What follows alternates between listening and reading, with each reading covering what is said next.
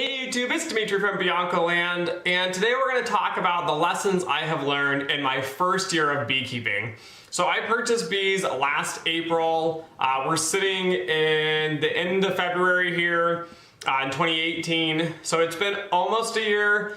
The weather has warmed up here in Dallas, so I feel like I have made it through one full cycle. My bees have been out, they're gathering pollen. I checked my bees a few weeks ago and it was like in the 70s. So overall, I feel like I've made that full annual cycle, and I want to talk to you guys briefly about things I've learned in my first year as a beekeeper. So first off, different conditions and different opinions on beekeeping is kind of controversial, but basically your environment and where your bees are being raised is very important into the advice you take and what does and doesn't work. This leads us into my first tip, which is here in Dallas we have higher humidity. It gets hot. It gets into the hundreds in the summers.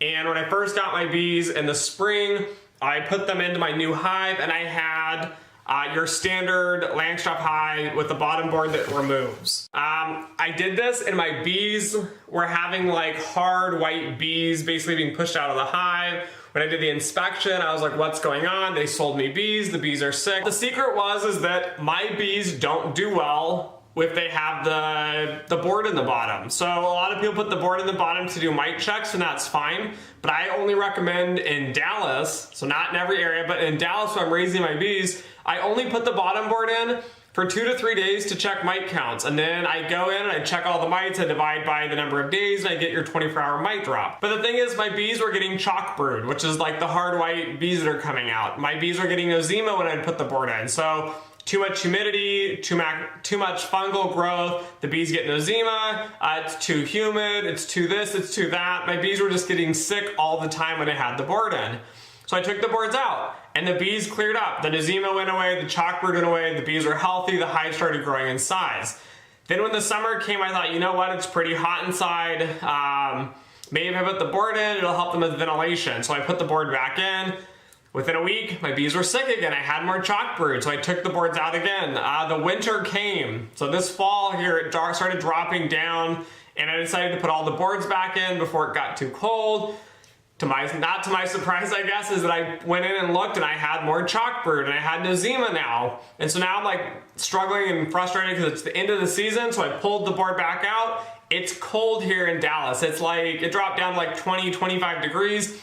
My bees are still doing great. They're doing amazing. So my lesson is don't put the bottom board in if you have high humidity, at least in Dallas. This might not apply to in different areas, but I would talk to your local beekeepers and see what they say. The second and probably more exciting lesson I've learned this year is that bees as a hive have very unique personalities.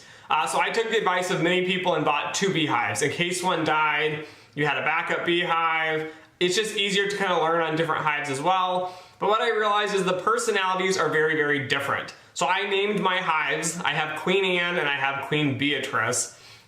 Queen Anne was very docile, and I see a lot of beekeepers like saying, oh, you shouldn't use gloves when you do beekeeping, and you know, it's just easier and you don't squish bees and all this. And so I thought, oh, this might be a good idea. And Queen Anne, you can definitely do that. She's pretty calm, she's docile, but that being said, she doesn't produce very much honey. She struggles to make wax. She gets sick a little more often than my other hive, and so that's kind of her traits and personality and characteristics. Beatrice, on the other hand, her hive is just crazy. So when I first got her, I wasn't even sure if I liked beekeeping because I'm going in to like check on them, and I've only had them, you know, like a couple weeks, like a month or two, and then all of a sudden the bees are out. They're like bombarding my screen, my mask. They're very upset. I've been stung by her hive twice so far. She's an angry hive. It's just a little bit of aggression. I actually have a video past. I debated on requeening her, but I decided not to. So she is more aggressive personality-wise, and that's just how the hive is based on the queen's genetics. But that being said, she makes wax like crazy. Like I can throw in new frames. In peak season, she can pump out like 2 or 3 frames in a week of wax, fully developed. She can load honey in this hive and pollen quicker than Anne, at least by double the speed, maybe triple the speed. So she went into the winter and she just had so much honey on top. I'm just pulling honey off, trying to keep her, enough space so that they can grow and kind of do well. But also in the winters, you want to kind of compact the hive back down so that they can keep the small area warm and they're not trying to warm a large area. So personalities in bees is very unique. I think the advice of not using gloves or using gloves really depends on your hive. I do think it's fairly ignorant when people say like, oh, you 100% shouldn't use gloves or you always should use gloves. I always suit up 100%. My hives, the personalities are different. And Beatrice, I do love her. She's a great hive. She's a great queen. But she's a little more aggressive. It's just something you learn to deal with. My third tip is catching swarms. So partway through the season, I think about July, one of my neighbors called me and was like, hey, Dimitri, I have a swarm if you want it. Or if you could just remove it for me, that would be great. I said, awesome. So I'm like suiting up. I've never done this before. I went over, I found the queen, she was like running everywhere, so it's hard to catch her. I finally got her in the box, I brought her home, it was very hot out, and so I thought, I just don't want to leave her in the box too long. So I left her in the garage overnight. The next morning I put the box out on my hive stand with the other 2 hives, and then I had to go to work. But I figured it's gonna get hot and humid inside, she's gonna get sick, she'll probably die. So I took off the cover on my little cardboard box, I untaped it, and I come home from work and she left. So my third lesson is if you're going to catch swarms, look online, but most people recommend at least 2 to 3 days of keeping them confined so that they realize this is their home and they'll stay inside. The fourth tip is check your bees weekly. So I read a lot of stuff and I'm following kind of the Michael Bush perspective of doing beekeeping easy, doing it naturally. It's just a lot less work and I want my bees to be healthy and happy and as native and undomesticated essentially as possible. But I kind of started reading things and people are like, oh, you don't have to check them weekly. You could check them, like I only check mine, once every 3 months or 6 months. And Michael Bush in his book, I do give him credit. He did say, if you're doing foundationless, make sure your bees are building comb on the frames. If not, you kind of have to squish it a little here and there to form it so they build it in sheets instead of building it kind of zigzag. I didn't do this. I got a little lazy. I skipped a few weeks here, a few weeks there, so it's every 2 to 3 weeks. And then I started going into every week after that, but I realized it was too late. My hives, especially Beatrice, she builds in an S shape. So she starts on one frame and then she swerves over diagonally and then straightens out on the next frame. This is a problem if you want to pull the frames out because now you have all of it hooked together. If I yank a frame out and I cut it and break the S in the middle, now I have honey all over the hive. Now you have bees everywhere. Now she's crazy. So my correction this year is to leave all that on there. When spring flow comes, I'm actually going to pull an entire box with these S curves in it. If there's any straight comb, I'm gonna pull it out and save it. I'm not gonna harvest the honey. I'm going to put this into the hive and use those as guides to force her to actually build the foundationless frames in straight lines as best as possible. But in general, guys, it doesn't hurt to check your bees every week. It's actually, I think, beneficial as a new beekeeper because you learn so much. I've read Michael Bush's book, his big book. I absolutely love his reading, his style of writing. I loved all the tips he gave me. But the thing is that even reading that book, you still don't know everything. There's a ton to learn. So going in your own hives and learning how your hives respond and work is beneficial. So I recommend going every week if possible. I would avoid going in though if it's rainy, obviously, or if it's too windy, or if it's too cold. But in general, I try to get in there about every week to 2 weeks when I can. Number 5 is kind of a fun one. Every time I would tell people like, oh, I'm beekeeping, because I'm at work and I have like my screensavers, my honeybees, and I have honeybee socks. I talk a lot about my bees at work. Everybody always goes, oh, you're a beekeeper? Oh, we really appreciate you saving the bees. Like everyone gives you like this great credence of like, you're such a great person because you're out there saving the bees. So the thing I learned is it's funny that everybody says this. I am not in any way, shape, or form a like super environmentalist or a big proponent of organic and non-GMO and all that stuff. It's okay if you are, I don't have anything against it, but I'm just not a big supporter. I don't really care about that. Same with the honeybees. I'm not raising honeybees because I think I'm saving the world or I'm saving the honeybees. The reality is most bees that are dying out that are really beneficial are native bees. Honeybees are great, but they're not native to the US. So the big concern should be on helping to plant flowers to help the local bees. So like carpenter bees or mason bees or bumblebees. But at the end of the day, like, it's great to hear people like supportive of you. But the reason I have bees is I just absolutely love bees, and especially honeybees. I just think they're extremely fascinating. But the thing I learned this year is everybody thinks you're a great hero for doing it. It's kind of a nice pat on the back for being a beekeeper. But in general, I just love honeybees, which I think is why most people actually do raise honeybees, is for the love of the bees. Some people do raise them strictly for the honey or the pollen collection, but in general, bees are just amazing, and I think a lot of people kind of pick up on that. Okay, so number 6 is harvesting honey. Harvesting honey is messy, and harvesting honey is not that difficult. So I watched like the Flow Hive, and yeah, you can spend $700–800 and get these frames, and you can turn a key and honey can come out and whatever. I'm not a big fan of it in general. I think it's crap to use plastic in your hives. It doesn't matter if it makes it easier for you or not. I'm just not a big fan of it, which is why I have foundationless frames, and all my frames are wood. I don't have any plastic in my hives except for the frames that came with my nukes when I purchased them, but I'm trying to get rid of those and pull them out of my hives.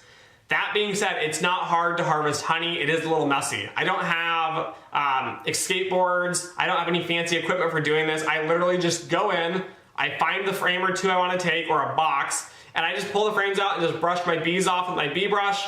It's the only time of the year I use my bee brush, and then I put them in a Rubbermaid container. You're still gonna have bees on them. It's okay. You just set them to the side, and then once you get all the honey you need, you put the hive all back together. I go back, I brush the bees off again, any extra ones, onto the top of the hives so they can find their way back into the hive if possible. And then I put the frames back into a second Rubbermaid, and then I seal the lid on so I don't have bees in there. You will end up with a bee or two. It happens. It'll die. It's not a big deal. It's just one bee. Another lesson you learn when you do beekeeping is you kill a lot of bees. It's just part of the process. When you move boxes, a lot of times bees are in the way. You have 5–10,000 bees all in a box right there in front of you. They're on the edges. You can't move them all. You can try to smoke them and brush them, but you'll end up smashing a bee or two. It's not a big deal. But actually harvesting is easy. Then you get the frames. So I love foundationless for the fact that I literally just take a knife and I just cut the edges of the comb. The whole piece of comb comes out. I put it in a bowl. I use a potato masher and I just mash my, my comb up. And then I have a cheesecloth and a metal strainer. I put the metal strainer in, I put the cheesecloth in, I just dump all of my crushed honey in and let it drain slowly into the bucket. And then I did purchase a bucket and I did drill a hole in it, and you can buy little like honey valves or taps.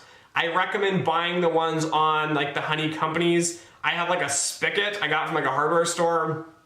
It doesn't work very well because the opening's so tiny, the honey doesn't really flow out. And honey flows very slowly, especially if you don't heat it. And honey that's not heated sells for more. So I recommend just setting it up, letting it drain, coming back later. You can like move the mashed up comb around or squish it a few more times and let it soak again and it'll drain out. Then you will not get all the honey out. It's okay. I just take this pile of mashed up comb with some honey stuck in it. I just set it out on top of my hives or on boards out by my hives. My bees just swarm back in. They collect all the honey within a day or two, and it's amazing. It's like crispy, dried comb because they've sucked all of the honey out of it.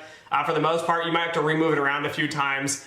But guys, it's not hard to really just smash up comb and strain it and then put it into bottles. Not hard. So I recommend not buying a centrifuge or any of the fancy equipment. I don't have a capping knife. I don't have like the capping roller. I don't have any equipment. I just have a bucket, a spigot, some cheesecloth, and a strainer. So not hard. I think anyone can do this. And I think a lot of people make it seem like it's really hard to harvest honey, especially Flow Hive when they try to make it seem like it's so easy.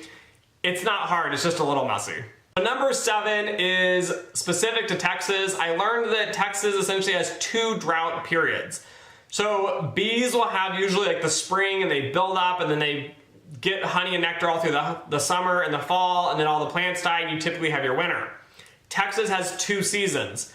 We have shorter winters which aren't as cold, which is great because your bees overwinter a lot better. But also you have a summer drought. So when the summer comes and it gets like 100, 110, a lot of flowers will all die. Your bees will have essentially no foliage, nothing to forage, no pollen, no nectar. So luckily, if you don't harvest a lot or you don't harvest at all in the spring, you can ensure your bees have natural honey that they have produced, and they can eat this through the drought season in the summer. And then once the fall comes in Texas, at least in Dallas, you have a second big boom. Lots of stuff's in bloom, wildflowers everywhere, at least where I'm at. And so my bees just go in and they're just packing honey, and I have tons and tons of honey. So in Texas, the 7th one I learned is that you have 2 drought seasons. You need to prepare appropriately and make sure you have enough honey for it. If not, you will have to feed in the summer a little bit. I'm not a fan of feeding, but it makes my bees sick, I feel like, when I feed a lot. New Zima seems to come out a little bit more here. I think it's in tandem with the humidity that we have. But in general, the 7th lesson is you have multiple droughts in Texas. And number 8 is I bought all of my hives as cheap as possible. I'm not going out and buying cypress wood and like super fancy hives. And I'm not into spending thousands of dollars just for like a hive.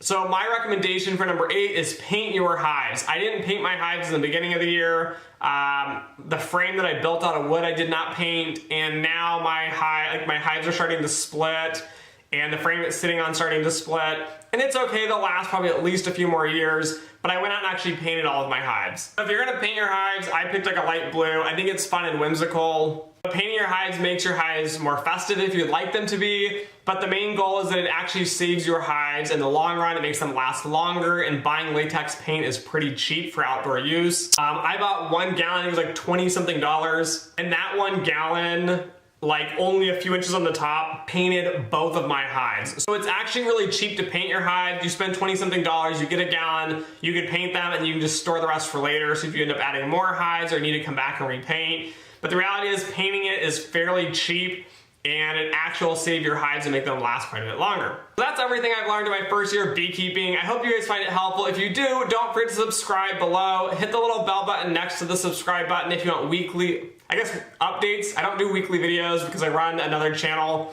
But if you want video tips on honeybees, gardening, anything that's kind of hands-on, subscribe to this channel. Anyways guys, thanks for watching, and I'll see you next time.